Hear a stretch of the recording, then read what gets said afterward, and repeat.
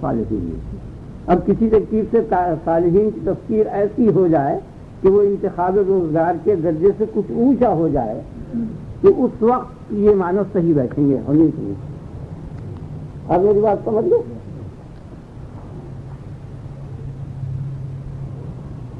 تو آپ کہو تو میں بیان کر دوں گا, اور اس شرط پر بیان کرتا ہوں کہ اللہ تبارک و تعالیٰ سے سب دعا کرو کہ غلط بیانی ہو تو اسے معاف کرو,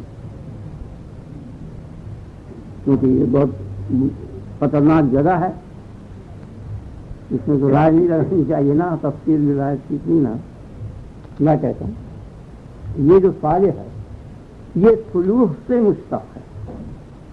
سلوح کے معنی استعداد اور قابلیت. جیسے وَلَقَدْ كَتَبْنَا فِي الزَّبُورِ مِن بَعْدِ الذِّكْرِ أَنَّ الْأَرْضَ يَرِثُهَا عِبَادِيَ الصَّالِحُونَ.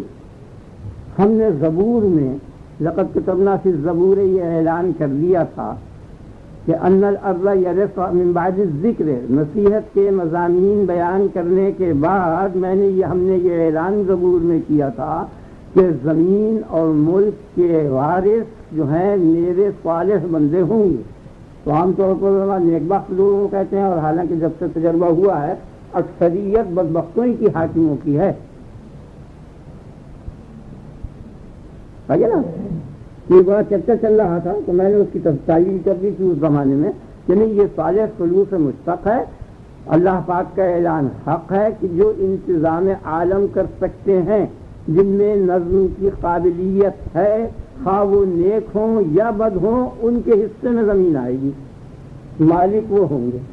ان الارض یرثها عبادی الصالحون, میرے وہ بندے کہ جن بندوں میں انتظام عالم کی قابلیت موجود ہے, میں نے یہ اعلان کر دیا کہ زمین ان کے حصے میں آئے گی. اور دلیل اس کی میں نے یہ مجھے کیونکہ معلوم ہوا, ان فی ھذا لبلاغا لقوم عابدین. اسی آیت کے بعد یہ آیت ہے کہ ان فی ھذا, اس بیان میں اور اس مضمون میں تبلیغ ہے اور اعلان ہے اس بات کا. ان فی ھذا بلاغا لقوم عابدین, عابد لوگوں کو کہہ دیا کہ کان کھول کے سن لو, اس گھمنڈے میں نہ رہنا کہ تم نیک ہو اور تم زمین کے مالک ہو. زمین کے مالک وہ بندے ہوں گے جن میں قابلیت ہے انتظام کی, خواہ وہ فاسق ہوں یا فاجر ہوں یا کوئی بھی ہو. جو انتظام امن قائم کر سکتا ہے جو شخص وہ ہوگا. اگر نیک ہے تو نیک, بد ہے تو بد, کوئی نیکی بدی کہہ دیں. وما ارسلناک الا رحمۃ للعالمین, اور ہم نے نیک و بد دونوں کے لیے رحمت بنا کے بھیجا ہے. تم دونوں کو تبلیغ کیے جاؤ, باقی انتظام عالم جو کر سکیں گے زمینوں ہی کو ملے گی. تو آیتوں کو اس طرح سے میں نے رب دے دی. آپ کی بات سمجھ آ گئی نا؟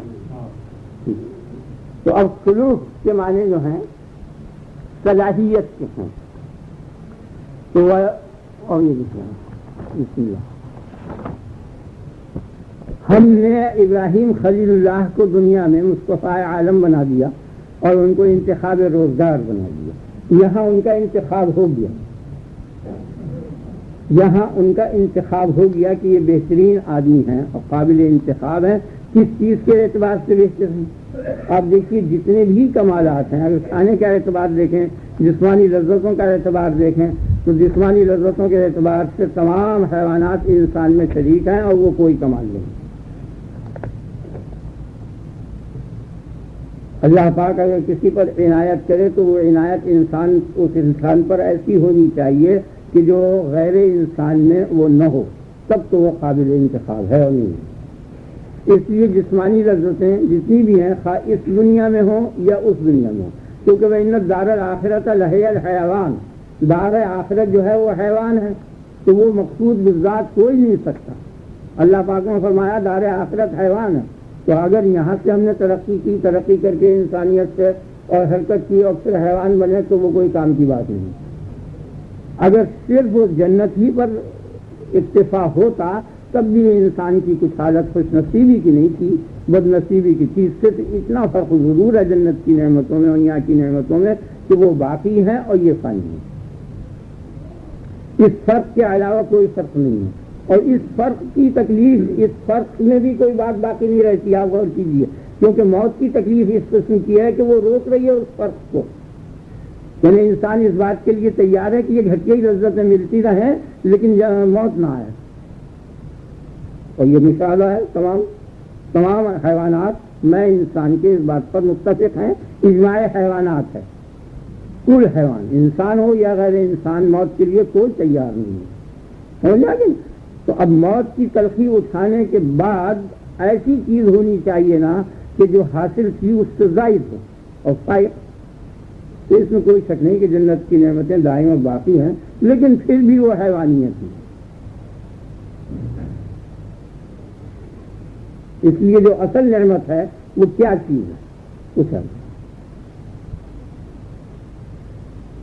پھر حسنہ و زیادہ جنت ہے اور ایک زائد، وجوہ یومئذ ناظرۃ الی ربہا ناظرہ، وہ ایسا دن ہے کہ بعض لوگ اپنے رب کو دیکھ کر تر و تازہ ہو جائیں گے۔ وہ رویت باری تعالیٰ ہے اور خدا کی مرضی اور خدا کا رضوان اور خدا کی خوشنودی اور خدا کی تجلی، اصل چیز یہ ہے۔ اس کے واسطے یہ تمام نظام بنایا گیا ہے۔ مقصود بالذات انسان کا خدا کی تجلی ہے۔ اب آپ باریک بات ہے، ذرا غور سے سن لیں کہ مقصد کیا تھا۔ مقصد یہ تھا کہ خدا کی درگاہ میں مقرب ہو جائے اور خدا کی تجلی کا اہل ہو، اور وہ شے اس کو رویت باری تعالیٰ اور دیدار باری تعالیٰ اس کو حاصل ہو۔ اس کے مقابل میں تو تمام جنتیں ایسی بھی نہیں ہیں جیسے ان جنتوں کے مقابل میں یہ دنیا ہے۔ تمام دائمی جنت کے مقابل میں اس دنیا کی کچھ نہ کچھ حقیقت ہے، اور تمام جنتوں کی خدا کی دیدار کے مقابل میں کوئی حقیقت نہیں۔ اصل مقصد وہ ضرورت ہے، تو اس میں ذہن میں اصل بات آ گئی نا کہ مقصود ذات جو ہے وہ تجلی باری تعالیٰ ہے۔ تو یہاں تو ہم نے انتخاب کیا تھا اس مقصود براہ راست تجلی کے لیے ابراہیم کا، اس عالم میں تو ہم نے انتخاب کیا تھا۔ اگر آپ کسی جو منتخب روزگار تھا یہ اس قابل ہے کہ اس پر ہماری تجلی منعکس ہو، اور یہ ہمارے مقررین سے اس کا انتخاب کر دیا کہ یہ سب ایسا ہے۔ وہ پھر آخرت لمن الصالحین، اب یہاں صالحین سے مراد وہی صالحین ہے۔ اب یہ بات سمجھنے کی ہے، ذرا غور کرنے کی، یا آپ جن کا نیک عمل صحیح، تو یہ تو ٹھیک ہو گیا۔ اگر کوئی شخص کسی کا باپ بہت خوشحال ہو جائے اور بادشاہ اس کو خوشحال کر دے اور اس کی اولاد کو، بیٹوں کو، پوتوں کو، بیوی کو، ان کو کوئی خوشحالی نہ دے، تو وہ مسرور نہیں ہونے کا جب تک کہ اس کے لوائق اس کے ساتھ نہ ہو۔ آگے نہ جیسے سن 57 میں غزل میں بعض لوگوں کو چھوڑ دیا تو انہوں نے کہا نہیں ہمارے ساتھ ہمارے بیٹوں پوتوں اور دوستوں کو بھی چھوڑو، نہیں تو ہمیں بھی پھانسی دو۔ اب یہ بات سمجھ میں آ گئی ہے۔ تو نبی تنہا اس کے لیے تیار نہیں کہ خود جو ہے وہ ایسی نعمت عظمیٰ کو حاصل کرے، بلکہ وہ صالحین جو ہیں جن کا نیک عمل ہے اور اعتقاد صحیح ہے اور وہ لوگ ہیں، وہ سب کے سب جو ہیں اس کے ساتھ بھی ہیں۔ آپ میری بات سمجھ رہے ہیں یا نہیں؟ تو اب جو وہ تجلی وہاں ہوگی تو وہ تجلی جس وقت ابراہیم خلیل اللہ کے نفس پر پڑے گی، آپ سمجھیں نا، اس کے واسطے سے جیسے یہ تجلی یہاں ہو رہی ہے سورج کی، آپ غور کریں، یہ جو ذل ہے یہ سورج کی تجلی ہے نا، لیکن یہ کس کے واسطے سے ہو رہی ہے؟ وہ سطح پر جو اس کی اصلی روشنی پڑ رہی ہے اس کے واسطے سے ہو رہی ہے۔ اگر وہاں وہ روشنی نہ ہوتی تو یہاں یہ تجلی نہ ہوتی۔ خیال ہے نا؟ تو انبیاء علیہ السلام کے نصوص تو ایسے ہیں جیسے وہ سطح کہ سورج کی روشنی برابر براہ راست ان پر پڑ رہی ہے، اور انبیاء کے علاوہ صدیقین، شہداء اور صالحین اور تمام اولیاء اللہ جتنے ہیں وہ ایسے ہیں جیسے کہ یہ ذل، خیال میں آ گیا نا، اس روشنی کے واسطے سے اس جگہ روشنی آئے گی۔ خیال ہے تو جو تجلی براہ راست ابراہیم خلیل اللہ پر پڑ رہی ہے، اگر آپ کے خیال وہ ان کے اوپر پڑنے کے بعد ان کے واسطے سے تمام صالحین میں پڑے گی۔ اس لیے یہ کہا کہ توفنی مسلمان والحقنی بالصالحین، تاکہ تمام صالحین پر جو ہے اس تجلی سے جل وگر ہو جائیں۔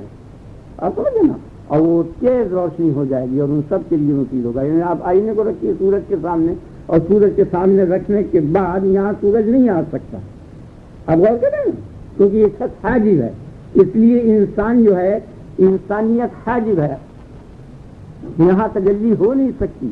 تجلی کا مستحق صرف نبی کا نفس ہے حقیقت میں، اس پر براہ راست تجلی ہوگی، اور اس کے بعد وہ آئینہ لگایا جائے گا، آئینہ لگانے کے بعد سورج کی کرن اس پہ پڑے گی اور پھر وہ یہاں آن کے جھلک دے گی دیواروں پر۔ سائے دار دیواروں میں جھلک آ جاتی ہے نا، آپ میری بات سمجھ گئے نا؟ یہ نہیں تو اس طرح سے یہ کہا کہ مجھے انہی میں سے کر دے تاکہ تنہا تجلی نہ ہو، بس میرے ساتھ میری امت اور تمام جتنے نیک لوگ ہیں ان پر ہو کہ وہ تجلی براہ راست مجھ پر پڑے گی، اور میں وہ سب لوگ ہوں گے اگر تو میں میرے ذریعے سے ان سب پر بھی پڑ جائے گی، اور ان سب کے سب کو ساتھ لے کے مجھے اللہ کر دوں گا۔ یہ بات میری سمجھ میں آئی، آپ نے خیال کیا؟ یہ ہو گیا نا؟ بس یہی معنی رکھ سکتے ہیں اور کوئی معنی نہیں رکھ سکتے، اور میں نے آپ کو شیشے کی مثال دیکھے اور آئینے کی سمجھا دیا، کوئی بات نہیں بس۔ فإنه في الآخرة لمن الصالحين إذ قال له ربه أسلم قال أسلمت لرب العالمين، جب کہا اس سے اس کے رب نے، ابراہیم خلیل اللہ سے، ابراہیم خلیل اللہ کے رب نے یہ کہا اسلم، اسلام لا، قال اسلمت لرب العالمین، ابراہیم خلیل اللہ نے کہا کہ میں اسلام لے آیا رب العالمین کے واسطے، یا رب العالمین کے سامنے، اسلام کے معنی لیے کہ بھی واسطے کے بھی سامنے کے، جیسے یوم یقوم الناس لرب العالمین، رب العالمین کے سامنے لوگ کھڑے ہوں گے، تو رب العالمین کے سامنے اسلام لے آیا، یہ بھی مشکل جگہ ہے۔ یہ ابراہیم خلیل اللہ سے کس وقت کہا؟ کوئی ایسا وقت گزرا تھا جس وقت وہ غیر مسلم تھے تو ان سے کہا اسلام لا؟ آپ غور کر رہے ہیں نا، یہ سمجھ جائے گا۔ یہ کہا نا اللہ نے کہ اسلم، اے ابراہیم اسلام لا، تو اسلام لانے کا حکم تو جب ہی دیا جائے گا کوئی ایسا وقت ہونا چاہیے کہ اس وقت وہ غیر مسلم ہو، اسلام نہ ہو۔ قال اسلمت لرب العالمین، انہوں نے کہا کہ میں اسلام لے آیا رب العالمین کے لیے۔ تو یہ اسلم کا جو لفظ ہے اس میں دقت ہے، اس دقت کو آپ سمجھیں اور غور کریں، ہے نا؟ اب بات سمجھ آ رہی ہے نا؟ قال لہ ربہ اسلم، جب کہا ابراہیم خلیل اللہ سے اللہ نے کیا کہا؟ اسلم، اسلام لا، تو یہ جب صحیح ہو سکتا ہے کہ اس کہنے سے پہلے یا اس وقت وہ غیر مسلم ہوتے، حالانکہ نبی کسی وقت میں بھی غیر مسلم اور غیر موحد نہیں ہوتا۔ تو اس کے متعلق مفسرین نے بہت متعدد اس کی توجیہ کی ہے کہ یہ خطاب جو ہے قبل النبوت ہے، نبوت سے پہلے یہ خطاب ہوا ہے، اور بعضوں نے یہ کہا بلوغ سے پہلے یہ خطاب ہوا ہے، اور بعضوں نے یہ کہا کہ جب وہ استدلال کر رہے تھے ھذا ربی ھذا ربی ھذا ربی، جب انہوں نے تارے کو دیکھا تو کہا کہ ھذا ربی، پھر چاند کو دیکھا تو کہا ھذا ربی، پھر سورج کو دیکھا تو کہا ھذا ربی، تو اس استدلال سے قبل یہ فرمایا اللہ تعالیٰ نے ان سے کہ اسلام لا۔ یہ اتنی باتیں مفسرین نے بیان کی ہیں، نبوت سے پہلے، بلوغ سے پہلے، استدلال سے پہلے، یہ تین باتیں بتانی ہیں، لیکن یہ تینوں باتیں نہیں لگتی کیونکہ ہر وقت ہی نبی مسلم ہوتا ہے، کسی وقت میں بھی غیر مسلم نہیں ہوتا، نہ قبل النبوت وہ غیر مسلم ہوتا ہے، نہ قبل البلوغ غیر مسلم ہوتا ہے، نہ قبل الاستدلال غیر مسلم ہوتا ہے۔ نبوت سے پہلے بھی وہ مومن ہوتا ہے، آپ سمجھ گئے نا، بالاتفاق کی چیز کہ میں غیر کافر نہیں ہوتا کسی ٹائم میں بھی، طرفت العین بھی شرک نہیں کرتا، شرائع کا علم ہو یا نہ ہو، یعنی یہ فعل کر یا نہ کر، ان چیزوں کا علم ہو یا نہ ہو۔ یہ ہو سکتا ہے کہ نماز پڑھنے کا علم نہ ہو، روزے کے متعلق کچھ معلومات نہ ہو، وہ بعد میں ہوگی جب اللہ بتائے گا، لیکن مومن ہر وقت ہوگا، مسلم ہر وقت ہوگا۔ اور بعض لوگوں نے یہ کہا کہ اس استدلال سے پہلے انہوں نے استدلال کر کے اس نتیجے پر پہنچے کہ میرا رب ہے، اللہ احب العافلین، جب وہ چھپ گیا تو انہوں نے کہا میں چھپنے والوں کو پسند نہیں کرتا، یعنی وہ معبود بننے کے قابل نہیں ہے، میں نہیں پسند کرتا جو شاید چھپ جائے، پہلے ہو اور پھر نہ ہو، ایسی شے معبود بننے کے قابل نہیں ہے۔ یہ استدلال کیا انہوں نے، آپ سمجھ گئے نا؟ تو مجھے اس سے بھی اختلاف ہے کہ نبی استدلال کرتا ہے، یہ بھی اصول غلط ہے، چلا آ رہا ہے قوم کے اندر، باقی یہ غلط ہے، نبی کا علم استدلالی نہیں ہوتا، نبی کے علاوہ جتنے لوگ ہیں ان کا علم استدلالی ہوتا ہے، کیونکہ نبی کے متعلق تو یہ کہا وَكَذَلِكَ نُرِي إِبْرَاهِيمَ مَلَكُوتَ السَّمَاوَاتِ وَالْأَرْضِ وَلِيَكُونَ مِنَ الْمُوقِنِينَ، ہم نے تو کائنات سماوی اور کائنات ارضی سب کا مشاہدہ کرا دیا ابراہیم کو، اور مشاہدے کے بعد استدلال کی ضرورت کیا رہتی؟ آگے نا، اب بعض لوگوں نے کہا کہ نہیں، یہ نبوت کے بعد کہا ہے۔ آپ میری بات سمجھ گئے نا؟ تین تفسیریں بیان کی ہیں اسلم کی، کہ قبل البلوغ اللہ نے کہا، اور قبل النبوت کہا، اور قبل الاستدلال کہا۔ تو گویا ان کے نزدیک ان تینوں حالتوں سے پہلے ایسی بات کہی جا سکتی ہے، لیکن میرے خیال میں یہ غلط ہے، اس لیے کہ کسی وقت میں بھی نبی سے یہ نہیں کہا جا سکتا کہ تو اسلام لا اور وہ اس کہنے سے قبل وہ غیر مسلم ہو۔ اب بعض لوگوں نے یہ کہا کہ نہیں، اسلم کی یہ معنی نہیں، بلکہ نبوت کے بعد اللہ تعالیٰ نے یہ کہا ہے کہ تو اسلام لا، تو ایک جماعت مفسرین کی یہ کہتی ہے۔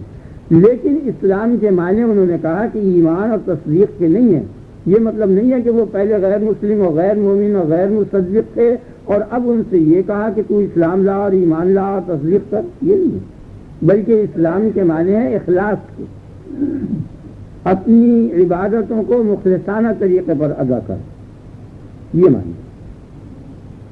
اور بعض نے یہ کہا کہ اس کے معنی یہ ہے کہ اسلام ایمان تو دل کے فعل کا نام ہے اور اسلام ظاہری فعل کا نام ہے، تو ظاہری حالات کو درست کر اور اپنی عبادت کو شرک سے اور برائیوں سے صحیح اور سالم کر لے، اسلام کے یہ معنی ہے۔ اور اسلام کی یہ معنی ہے کہ اطاعت کر، انقیاد اور اطاعت، یہ معنی۔ وہ اسلام کے معنی ایمان اور تصدیق کے نہیں ہیں، آپ نے خیال کیا؟ بات سمجھ آ رہی ہے؟ یہ مفسرین نے کہا، تو یہ بھی غلط ہے، اس لیے کہ نبی کسی وقت میں بھی غیر مخلص نہیں ہوتا اور غیر مطیع نہیں ہوتا، اور کبھی بھی اس کی عبادت شرک آمیز نہیں ہوا کرتی۔ زیادہ یہ سب تفسیریں صحیح نہیں ہے، غلط ہے۔ پھر اب اس کی توجیہ اسلم، اسلام لا، آپ نے خیال، یعنی اسلام سے مراد ایمان ہے یا اطاعت ہے، گویا دو لائنیں ہو گئی۔ اگر اسلام سے مراد ایمان ہے تو اس کے معنی یہ ہوئے کہ وہ قبل از وقت مومن نہیں تھے، اس قول سے قبل، اور اگر اسلام کے معنی اطاعت کے ہیں اور اخلاص کے ہیں تو وہ اس قول سے قبل وہ مخلص اور مطیع اور منقاد نہیں۔ یہ باتیں عقل میں نہیں آتی کہ نبی کے متعلق ایسا خیال ہے، لہٰذا یہ بات نہیں لگتی۔ پھر اس کی صحیح تعلیم میں بیان کروں، میں کہتا ہوں نہیں، بلکہ یہ ہے اسلم، یہ امر کا صیغہ ہے، یہ امر تکلیفی نہیں ہے، یہ دقت ہوئی ہے۔ نقطہ یہ ہے، یہ امر تکلیفی نہیں ہے۔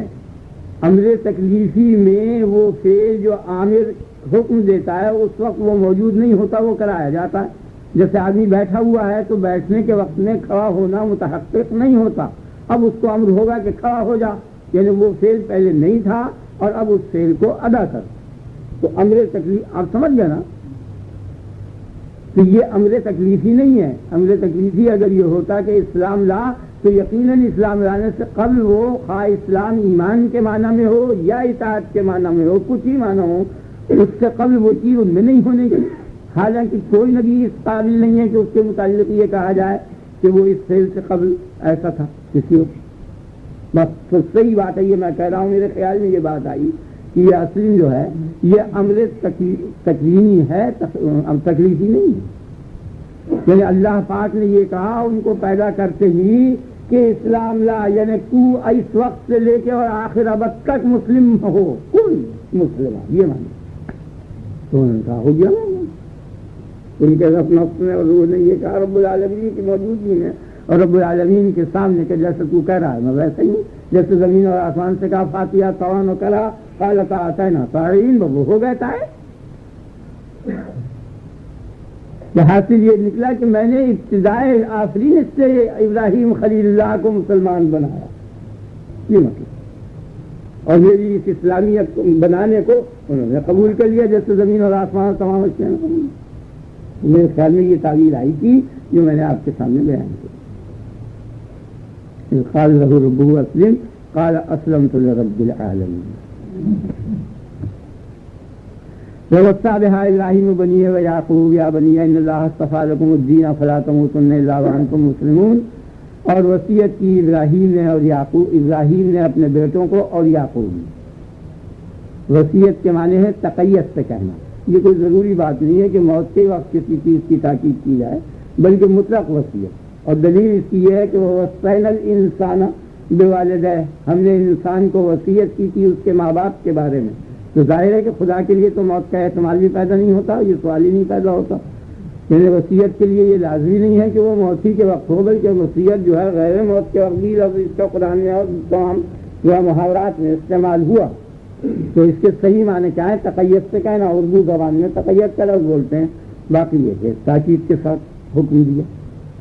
یہاں تک تاکید کے ساتھ ابراہیم خلیل اللہ نے اور یعقوب علیہ السلام نے اپنے بیٹوں کو یہ حکم دیا وہ صابحہ، ہاں کی ضمیر سے رہی ہے ملت کی طرف، یعنی ملت ابراہیم جو ہے اس کے ساتھ حکم دیا کہ اسی پر قائم رہیں.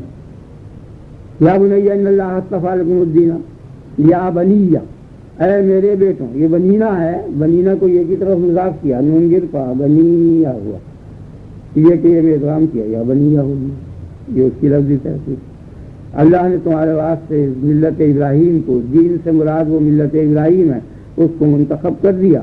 فلا تموتن الا وانتم مسلمون، تو تم مت مرنا مگر اس حالت میں کہ تم مسلمان ہو. یہاں موت کی نفی نہیں کی، بلکہ مطلب اس کا یہ ہے کہ اسلام غیر اسلامی حالت کے ساتھ موت مقید ہو گئی، اور مقید پر جب نفی وارد ہوتی ہے تو وہ قید کی نفی کر دیتی ہے. جیسے یہ کہا جائے گا ٹھنڈا، تو تم مت مرنا مگر اس حالت میں کہ تم مسلمان ہو. یہاں موت کی نفی نہیں کی، بلکہ مطلب اس کا یہ ہے کہ اسلام غیر اسلامی حالت کے ساتھ موت مقید ہو گئی، اور مقید پر جب نفی وارد ہوتی ہے تو وہ قید کی نفی کر دیتی ہے. جیسے یہ کہا جائے یہاں ٹھنڈا پانی نہیں ہے، تو اب نفی کی ٹھنڈے پانی کی تو اس کی ٹھنڈک کی نفی ہوگی، پانی کی نفی نہیں ہو سکتا ہے کہ گرم پانی ہو اور پھر بھی یہ کہا جائے کہ یہاں ٹھنڈا پانی نہیں ہے.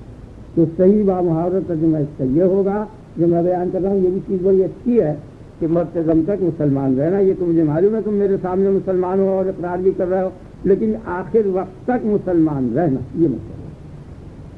لا تموتن الا وانتم مسلمون کے معنی یہ ہوئے کہ تم مرتے دم تک مسلمان رہنا. جس وقت تک مسلمان رہنا چاہیے اس وقت تک مسلمان رہنا.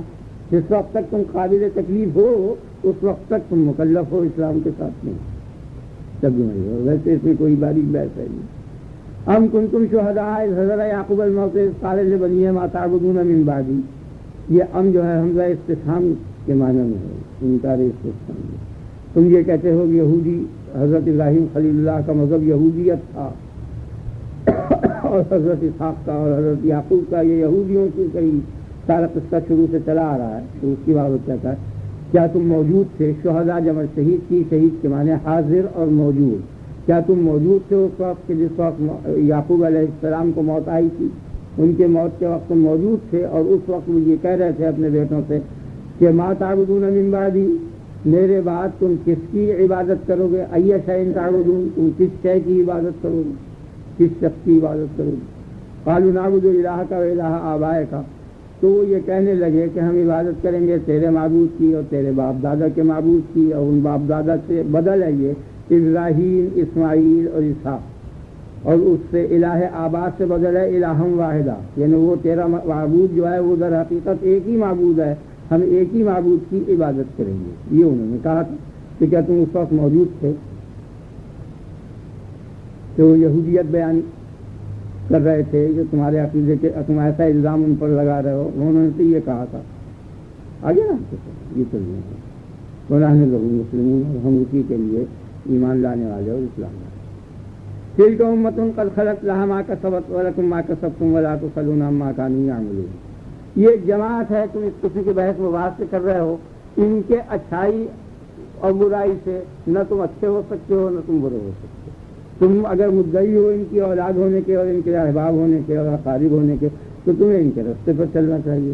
یہ ایک جماعت کی جو گزر گئی، قد خلت، خلت کے معنی گزر گئی، اور یہ گزر مذہب ان کو منقرض ہو گئی. خلت کے معنی موت کی نہیں ہے. جس محمد اللہ رسول قد خلت من قبل الرسول، یہ غلام احمد نے اس قد خلت کے معنی یہ بیان کیے کہ قد ماتت من قبل الرسول. تو جو ہم نے ایک رسالہ لکھا تھا اس میں یہ تمام بحث کی، وہ آدھا تو اس کا موجود ہے. وہ آپ نے حکیم جی سے کہہ کے آج وہ بیمار ہیں آئے نہیں، اور آدھا ہو گیا. تو پھر ایام الخالیہ، تو خائل ایام خالیہ کے معنی ایام ماہ تو ہوں.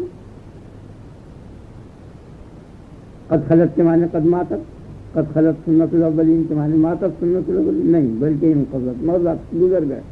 گزرنا موت کو اور اس ٹائم کے ختم ہونے کو دونوں کو شامل ہے. یعنی جو مر گیا وہ بھی مذہب میں شامل ہو گیا، اور جو مرا نہیں اپنی ڈیوٹی پوری کر کے زندہ ہے تو وہ بھی مذہب میں شامل، تو وہ لوگ گزر گئے۔ یعنی یہاں بھی کوئی افسر اگر اپنی افسری سے ہٹ جائے تب بھی اس کے لیے کہا جائے گا کہ اس کی افسری ختم ہوئی، اور مر جائے تب بھی ختم ہوئی۔ تو قد خلت کی یہ معنی گزر گئے، اب خواہ وہ موت کی حالت میں گزرے ہوں یا بعض زندہ ہوں، چنانچہ عیسیٰ علیہ السلام زندہ ہوں، لیکن ان کی عیسائیت کی تبلیغ جو تھی وہ گزر گئی۔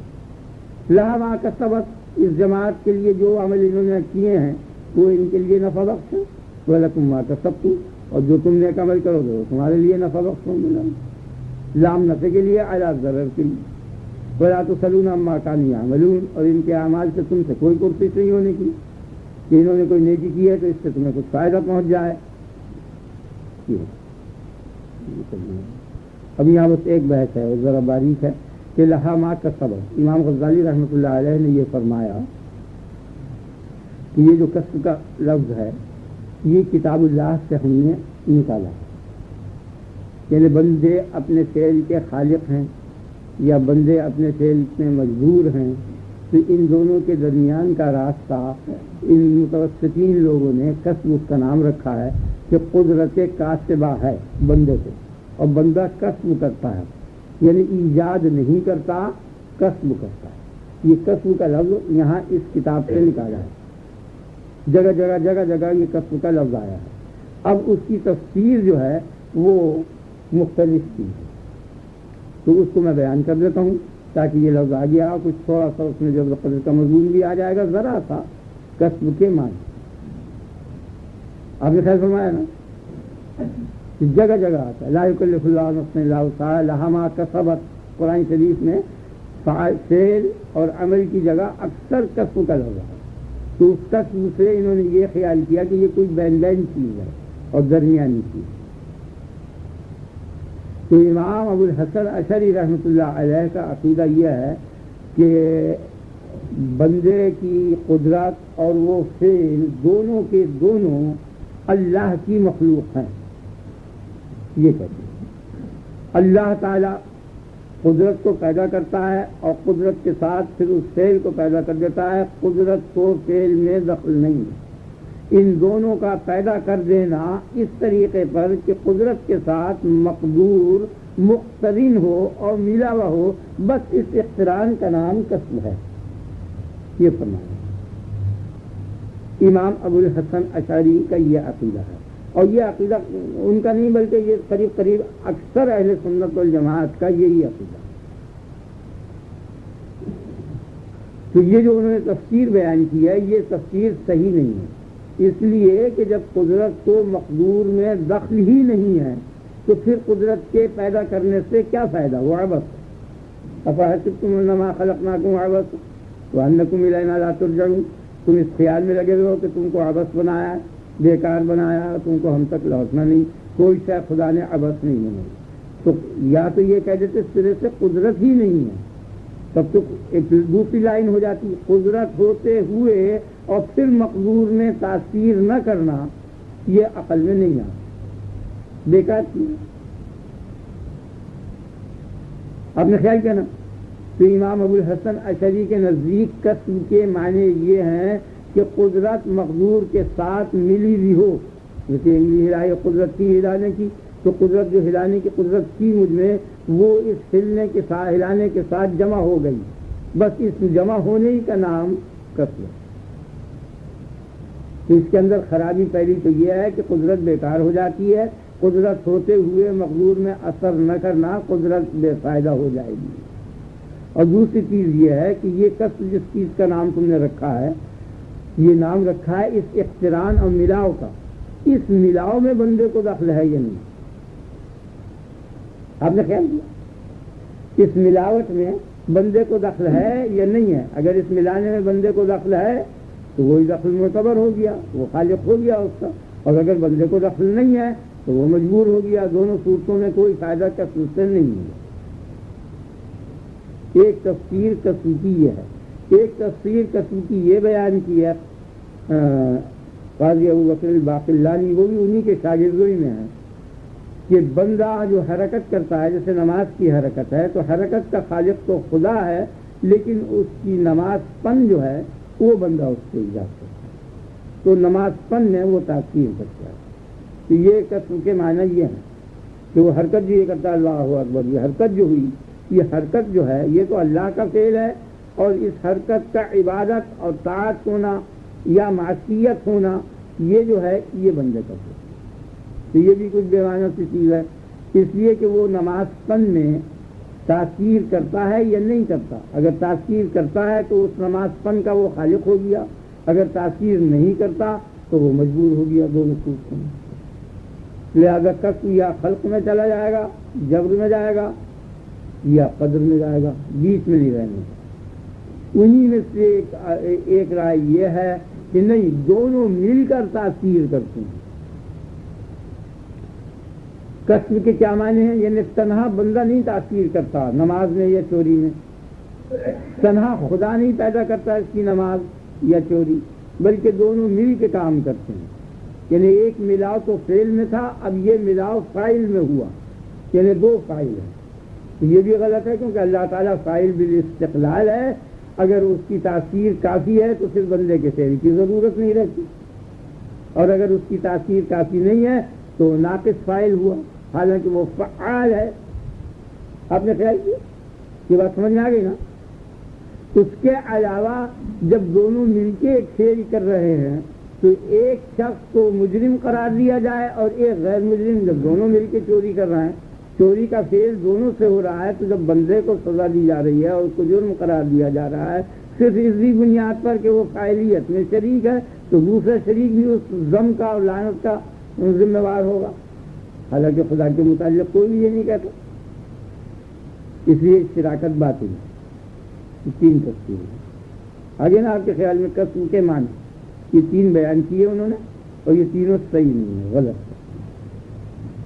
اب دوسری جماعت کہتی ہے کہ قسم کے کیا معنی ہے؟ معتزلہ جو لوگ قدر کے قائل ہے وہ بھی قسم کے لفظ سے تو نہیں قرآن کے بھاگ سکتے۔ تو ان میں سے ایک آدمی ہے امام الحرمین جو امام غزالی کے استاد ہیں، اور تمام حکماء ان کا عقیدہ یہ ہے کہ فعل کے کرنے کے وقت اقتضائی ہوتا ہے، اور سبب جو فعل کو کرایا کرتا ہے، اس داعی اور قدرت سے جب وہ داعی مل جاتا ہے تو ان دونوں کے مجموعے سے کو فعل لازم ہوتا ہے، اور فعل میں یہ موجب ہوتے ہیں۔ یہ عقیدہ حکماء کا ہے اور امام الحرمین کا ہے۔ تو قسم کے معنی یہ ہوئے کہ قدرت میں داعی کے موجب فعل ہو۔ آگے نا آپ سے تو اس صورت میں اس میں خرابی یہ ہے کہ جو بھی ہو ہر صورت میں وہ غیر مختار ہو گیا، موجب ہو گیا نا، لازم ہو گیا، دخل نہیں رہا اس۔ معتزلہ کا عقیدہ یہ ہے کہ نہیں، داعی اور قدرت مل کر موجب نہیں ہے بلکہ مختار ہے، قادر ہے اس کے خلاف پر، اور اس کو وہ مانتے نہیں۔ آگے نا خیال میں معتزلہ کے نزدیک قسم کے معنی یہ ہے کہ بندہ اپنی قدرت اور اختیار سے داعی کے فعل کو ایجاد کرتا ہے، یہ قسم کے معنی۔ اچھا، بعض لوگوں نے یہ کہا کہ قسم کے معنی یہ ہے کہ انسان جزئی اختیارات جو اس کے ہیں وہ قابل دخل ہیں، اور کلی اختیارات جو اس کے ہیں یا کلی شعور جو ہیں وہ قابل دخل نہیں ہے، وہ خدا کی طرف سے۔ تو قسم کے معنی یہ ہوئے کہ بندہ اپنے شعور اور اپنی قدرت اور اپنے اختیار سے جزیات میں تاثیر کرتا ہے، اور کلیات میں خدا تاثیر کرتا ہے، یہ قسم کے معنی نہیں۔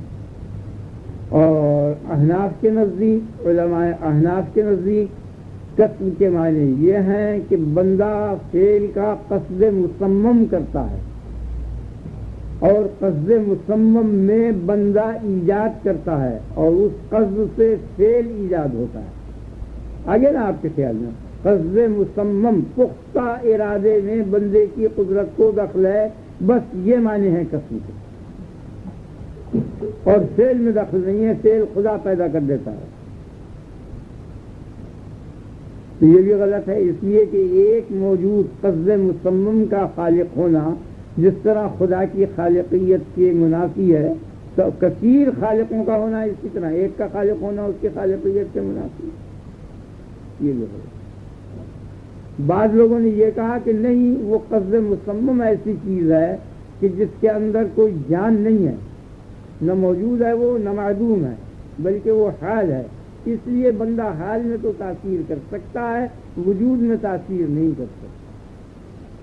تو امام صدر شریعت وغیرہ متاخرین احناف اور لوگوں نے یہ اس کو نکالا ہے کہ وہ شے لا موجود اور لا معدوم کا ایجاد کا نام کسب ہے. یہ بھی بالکل غلط ہے، اس لیے کہ حال جو ہے اس شے کو کہتے ہیں جس پہ اثر مرتب نہ ہو، اور یہ جو قصد مصمم انسان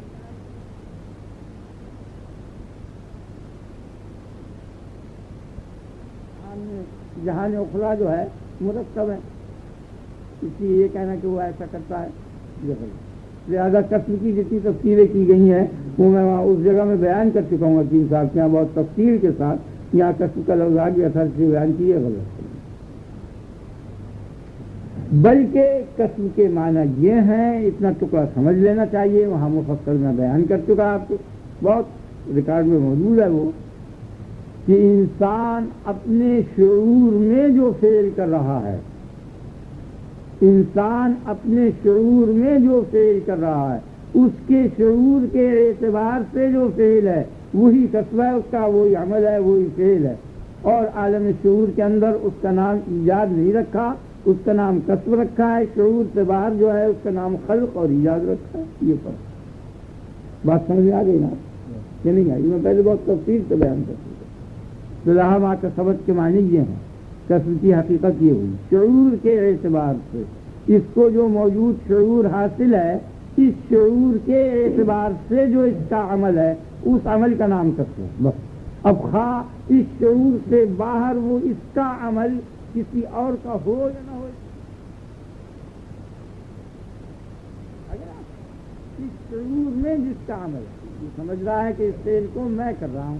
حقیقت یہ نہیں ہے، حقیقت میں اور اس شعور کے باہر اس فعل کا خالق خدا ہے، لیکن اسی خدا کے فعل کو یہ سمجھ رہا ہے کہ میں کر رہا ہوں. نہیں آیا کچھ، اس کو میں نے ایجاد کیا، تو اس کے شعور میں خدا نہیں آ سکتا. یہ آپ کے خیال میں یہ بات سمجھنے کی ہے. اب جو چاہے اعتراضات کر لیجیے، سب حل ہو جائے. یعنی اللہ پاک یہ چاہے کہ یہ ایمان لائے اور بندہ یہ چاہے کہ یہ ایمان نہ لائے، تو کیا ایسا ہو سکتا ہے؟ نہیں آپ کے خیال چاہے جو اعتراضات شبہ سے شبہ پیدا کر لیے، یعنی بندہ یہ چاہے کہ میں ایمان نہ لاؤں اور خدا یہ چاہے کہ ایمان لائے، تو آیا خدا کا چاہا ہوگا یا بندے کا چاہا ہوگا؟ آگے نا آپ کو تو یہ بات اصل میں سمجھنے میں غلطی ہوئی ہے.